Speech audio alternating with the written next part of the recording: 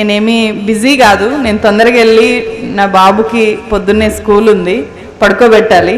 So నాకు 2 డ్యూటీలు, journalist duty, mother డ్యూటీని అస్సలు వేరే వాళ్ళకి అప్పచెప్పలేము, పోస్ట్పోన్ చేయలేము. అంతే, అంతకు మించిన అర్జెంట్ పని ఏం లేదు.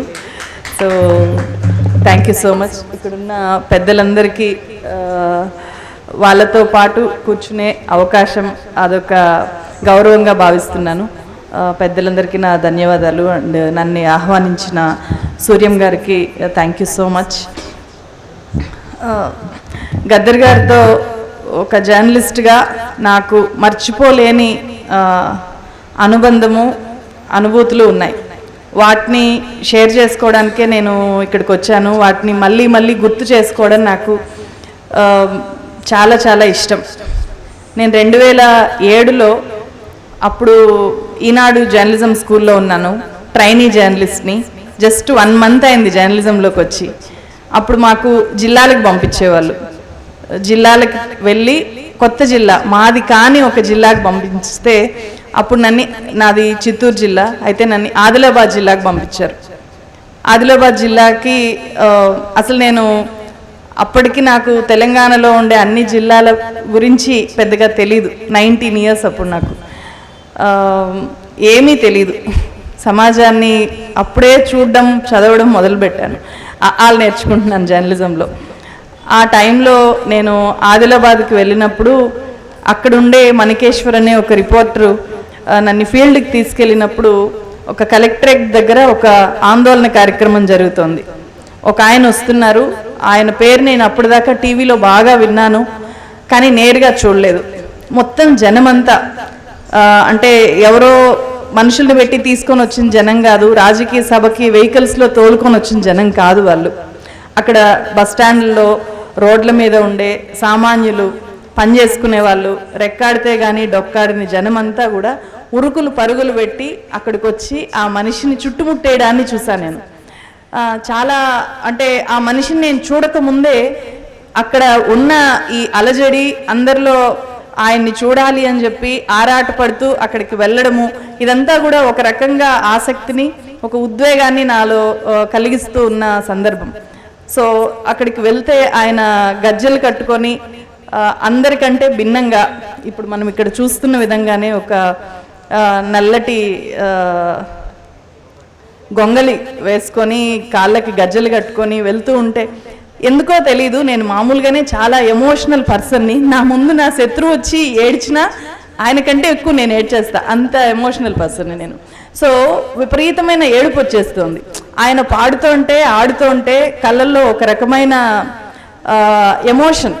సో అలా ఫస్ట్ టైం గద్దర్ గారిని చూశాను. అప్పటిదాకా నాకు వేరే వాళ్ళని ఇంటర్వ్యూ చేయడము, అడగడము ఇలాంటి అనుభవాలు కూడా లేవు. అప్పుడే జర్నలిజంలోకి వచ్చాను కాబట్టి. ఆ మరుసటి రోజు నా హెడ్గా ఉన్న మణికేశ్వర్ అనే జర్నలిస్ట్ని పట్టుబట్టి నేను ఈయనని ఇంటర్వ్యూ చేయాలి అని చెప్పి పట్టుబట్టి అడిగాను. ఆయన కూడా, ఆయనకు పరిచయం ఉండడంతో ఆయన కూడా అడిగారు, ఈ చిన్న జర్నలిస్టు మిమ్మల్ని అడగాలనుకుంటోంది అని చెప్పి. మొత్తానికి ఆయన టైం ఇచ్చారు.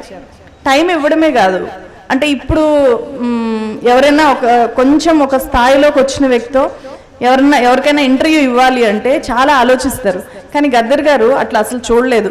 ఈమె ఎవరు, ఎప్పుడు ఈమెకి జర్నలిజంలో ఏం తెలుసు, ఓనమాలైనా తెలుసా లేదా అని కూడా ఆలోచించకుండా ఇంటర్వ్యూ ఇవ్వడానికి ఒప్పుకోవడమే కాదు, ఆయన తన వ్యక్తిగత విషయాలు, తన కొడుకు కూతురు పేర్లు, తన కొడుకుల పేర్లు సూర్యుడు, చంద్రుడు, వెన్నెల ఇలా పెట్టుకుంటారు మనుషులు అని చెప్పి నాకు ఫస్ట్ టైం ఆయన ద్వారానే నేను తెలుసుకున్నాను. ఆ తెలుసుకోవడము నాకు ఎంత ఆశ్చర్యంగా అనిపించిందంటే, అప్పుడు నాకేం తెలియదు. అప్పుడు ఏదో ఉద్యమాలు, విప్లవాలు, తెలంగాణ మూమెంట్ గురించి కూడా ఏం తెలియదు నాకు. సో 2007లో కూడా. సో చాలా వింతగా అనిపించింది. ఆహా, ఇలా కూడా పెట్టుకుంటారా, ఈయన ఇంత చేశారా అని చెప్పి. నాకు నక్సలైట్ చరిత్ర, ఆయనకున్న నక్సలిజం చరిత్ర గురించి కూడా తెలియదు కాబట్టి ఆయన పర్సనల్ విషయాలే అడిగా నేను. ఆయన నాతో మాట్లాడుతూ ఆయన ఏడ్చారు, నేను ఏడ్చాను. సో అదనమాట. ఆ తర్వాత నేను అప్పుడు పనిచేసిన ఛానల్కి తీసుకెళ్ళి అది ఇచ్చాను, ఎడిట్ చేసి ఇచ్చాను, కానీ వాళ్ళు టెలికాస్ట్ చేయలేదు. సో నా దగ్గర అది నాకు ఒక జ్ఞాపకంగా అట్లా ఉండిపోయింది. ఆ 2007 తర్వాత మళ్ళీ నేను నా సొంత ఛానల్ పెట్టాను 2020లో. ఆ తర్వాత నేను గద్దర్ గారిని కలిసిందే లేదు. కానీ నా ఛానల్ స్టార్ట్ చేసినప్పటి నుంచి ఆయనతో మళ్ళీ మాట్లాడాలి, ఇంటర్వ్యూ చేయాలి అని చెప్పి అట్లా ఉండిపోయిందనమాట. కానీ నన్ను గుర్తుపెట్టుకుంటారు, నేను గుర్తుంటాను, లేకపోతే నా వీడియోలు చూస్తారా ఆయన విషయం కూడా నాకు తెలీదు, చూడలేదు కూడా ఆయన. నేను మళ్ళీ కలిసేదాకా కూడా నేను ఎవరో తెలీదు, నా వీడియోలు కూడా ఆయన ఎప్పుడు చూడలేదు. ఆయనకి నేను కలిసినప్పటికీ చిన్న ఫోన్ ఉండింది, పెద్ద ఫోన్ ఆపరేట్ చేయడం కూడా తెలియదు అని చెప్పారు. సో నేను మళ్ళీ కలవాలి అని అనుకున్నప్పుడు ఇదే సందర్భం అనమాట. ఏప్రిల్ 6, 1997లో ఏదైతే జరిగిందో ఆ సంఘటనకి 25 ఏళ్ళు పూర్తయిన సందర్భంగా ఒక ప్రత్యేకమైన ఇంటర్వ్యూ చేయాలి. ఆ రోజు ఏం జరిగిందో అప్పటికి నేను చాలా తెలుసుకున్నాను. గద్దర్ గారి గురించి చాలా చదివాను, చాలామందితో గద్దర్ గారి గురించి మాట్లాడాను. అప్పటికి నాకు పరిపూర్ణమైన ఆయన గురించి అట్లీస్ట్ కావాల్సినంత జ్ఞానం అయితే ఉంది, మాట్లాడగలిగినంత. సో ఈ సందర్భంగా చెయ్యాలి అని చెప్పి ట్రై చేసినప్పుడు కె శ్రీనివాస్ గారు ఆంధ్రజ్యోతి ఎడిటర్గా ఉన్నప్పుడు, ఇప్పుడు మాజీ సంపాదకులు, మాట్లాడి అరేంజ్ చేశారు. వెళ్ళాను. వెళ్ళిన తర్వాత అదొక అంటే నేను వెళ్ళగానే నన్ను చాలా బాగా ఆహ్వానించారు. ఆయన్ని కలవడానికి అప్పుడు కూడా చాలామంది జనం వాళ్ళ ఇంటి ముందు గుమిగూడారు. కొంతమంది ఉస్మానియా యూనివర్సిటీ నుంచి, కొంతమంది వరంగల్ నుంచి వాళ్ళ సమస్యలు తీసుకొని. అప్పటికే ఆయన ఆరోగ్యం అంత బాగాలేదు. 2022లో వెళ్ళాను నేను మళ్ళీ. 2022కి 25 ఇయర్స్ అయిన సందర్భంగా నేను వెళ్ళాను. సో నా ఛానల్ పరిస్థితి కూడా అప్పుడు ఏదో కొంచెం డబ్బులు వచ్చేలాగా లేదు. అండ్ కెమెరా కూడా అద్దెకి ఒక 2 గంటలు అద్దెకి తీసుకొని ఒక వ్యక్తిని తీసుకొని వెళ్ళాను అనమాట. నా ఉద్దేశం ఏంటంటే ఆయన బాల్యం నుంచి ఆయన అప్పటికి కేసులు ఎదుర్కొంటున్నారు. నేను గెలవడానికి ముందు రోజే ఆయన కర్ణాటకలో ఒక కేసులో భాగంగా వెళ్ళి విచారణ ఎదుర్కొని వచ్చారు. బాగా మనిషి మానసికంగా నలిగిపోయి ఉన్న కండిషన్లో కలిశానమాట. సో అప్పుడు వెళ్ళి నేనేం చేయాలనుకుంటున్నానో చెప్పాను. మీ బాల్యం నుంచి మీరు ఏమేమి ఫేస్ చేశారు, ఇప్పుడు ఎలా ఉన్నారు, మీ లైఫ్ హిస్టరీ అంతా నాకు చెప్పాలి మీరు అని చెప్తే, ఎవరికి తెలీదు, ఎందుకు చెప్పాలి అని కాసేపు అంటే నా గురించి ఇప్పుడు నేనంతా చెప్పడం అవసరమా అనేలాగా సంశయించారు. కానీ నేను ఈ కాల్పుల ఘటన రోజు ఏం జరిగింది అనే దగ్గర నుంచి మొదలుపెట్టి మొత్తం రికార్డ్ చేయగలిగాను. సో ఆయన సమగ్రమైన ఇంటర్వ్యూ, ఆయనతో పాటు ఆ తర్వాత విమల గారిని కూడా ఇంక్లూడ్ చేయాలి అని పట్టుబట్టి విమల గారితో కూడా ఈయన లేని టైంలో ఆమె ఎలా ఫ్యామిలీని హ్యాండిల్ చేసింది, ఎట్లా ఆయనకు మద్దతుగా ఉంది అనే విషయాలని కూడా ఆమెతో కూడా మాట్లాడి రికార్డ్ చేయడం జరిగింది. ఆ తర్వాత ఆమె గురించి ఒక నిశ్శబ్ద విప్లవం విమల అనే ఒక పుస్తకం రాయాలి, అది నా జీవిత చర్మాంకంలో నా ఆశయము, దాన్ని నేను కంప్లీట్ చేస్తాను అని చెప్పి నాకు చెప్పారు గద్దర్ గారు. అప్పుడు ఫైనల్గా నేను అది రికార్డ్ చేసి 2022 ఏప్రిల్ 7వ తేదీన నా ఛానల్లో పబ్లిష్ చేశాను. అది ఆ తర్వాత ఆయన చూశారంట. ఇంకో కేసు విచారణకి మళ్ళీ కర్ణాటకకు వెళ్తూ కారులో వాళ్ళ సెక్యూరిటీ గార్డ్స్ ఉండేవాళ్ళు కదా, సెక్యూరిటీ గార్డ్స్ చూపిస్తే మొత్తం చూశాను అని చెప్పి ఫోన్ చేశారు. నువ్వు ఇంత బాగా చేయగలవు అని చెప్పి. అండ్ కింద కామెంట్లో ఇంత పాజిటివ్గా, అప్పటికి గద్దర్ గారి మీద కొంతమంది రాళ్ళు వేసేవాళ్ళు రాళ్ళేస్తే, పూలేసేవాళ్ళు పూలేస్తే, ఇట్లా ఉండేదన్నమాట. ఇంతమంది నన్ను చాలా అద్భుతంగా అభిమానించి వాళ్ళ ప్రేమనంతా చాటుకున్నారు కామెంట్స్లో అని చెప్పి ఆయన ఫోన్లో మళ్ళీ ఒకసారి చాలా ఉద్వేగానికి లోనయ్యారు. అది జరిగిన తర్వాత సరిగ్గా 1 ఇయర్కి ఆగస్టులో 2023లో ఆయన చనిపోయినప్పుడు నాకు వెళ్ళి కలిసి నివాళులు అర్పించే అంత ధైర్యం కూడా రాలేదు, వెళ్ళలేకపోయాను. నేను మళ్ళీ ఆ ఇంటర్వ్యూ పెట్టుకొని చూస్తూ ఉన్నాను.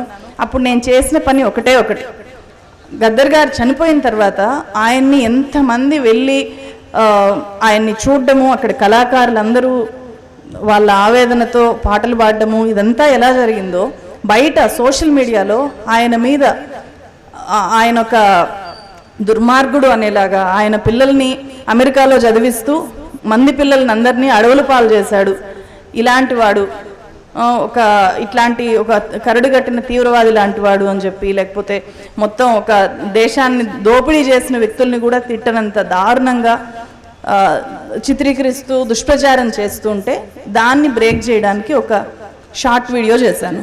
సో సూర్యం గారి గురించి చేశాను. ఆయన ఏం చేస్తున్నారు ఇప్పుడు, ఆయన కండిషన్ ఏంటి అని చెప్పి చెప్పడంతో పాటు గతంలో విమల గారు పడ్డ కష్టాలని మళ్ళీ ఒకసారి అందరి ముందు పెట్టి అది బ్రేక్ చేయగలిగాను. సో ఆ రకమైన నివాళి మాత్రమే నేను అర్పించగలిగాను. ఇప్పుడు స్పష్టంగా ఇప్పుడు మన చుట్టూ అంటే ముఖ్యంగా ఛత్తీస్గఢ్లో జరుగుతున్న నరమేధాన్ని చూస్తున్నాము. చూసి కూడా ఎవరూ ఏమీ చేయలేని పరిస్థితి, ఒక నిస్సహాయ పరిస్థితుల్లో మనం అందరం ఉన్నాము. ఇలాంటి టైంలో గద్దర్ గారు ఉంటే ఏం చేసేవాడు, ఎలాంటి పాటలు పాడేవాడు, ఎట్లా స్పందించేవాళ్ళు అని చెప్పి తలుచుకోవడం తప్ప ఆ స్థాయిలో ఇంకొక కళాకారుడు ఎవరు కూడా, ఆ స్థాయిలో ప్రభావం చూపించే కళాకారులు చాలామంది ఉన్నా కూడా ఆ స్థాయిలోకి ప్రభుత్వాలు రానివ్వలేదు, అలాంటి వేదికలు లేవు. మళ్ళీ అంటే గద్దర్ గారు ఇంకా ఆ లోటుని ఎవరు పూడ్చలేరు అనేలాంటి ఒక స్పష్టమైన ఖాళీ మన కళ్ళ ముందు కనిపిస్తోంది. సో ఆ ఖాళీని పూరించే కళాకారులు పుట్టాలి. గద్దర్ గారి వారసత్వం విజయవంతంగా కొనసాగాలి. ప్రశ్న మళ్ళీ మళ్ళీ కవాతు చేయాలి అని చెప్పి కోరుకోవడం మాత్రమే ఇప్పుడు మన ముందుంది. Thank you so much.